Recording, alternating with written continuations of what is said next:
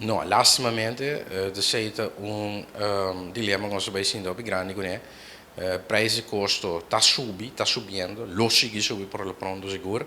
pero netamente o salário of entrada de persona si não está subindo conforme e mi nota mira por lo pronto não tampouco um ajuste por exemplo de minimum loan tampouco tem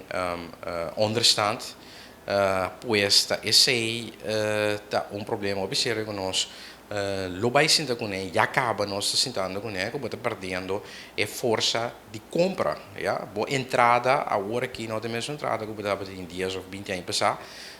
dias 20 anos passar para comprar mais com Shell do comprar com a hora aqui, também chega um momento que em verdade, bom, não por sobreviver mais com o mesmo salário que botin seguro para dias 20 anos acaba, pois esse também lo tenho que vai guardar ajustar e esta conta netamente começando no minimum loan uurtarief também para ele não gostava understand aqui na Corsau e também para a OV para logo tanto nós pensionados na nosso país acaba de uma situação de uma crise financeira econômica que tem sua repercussão social que não se acaba pois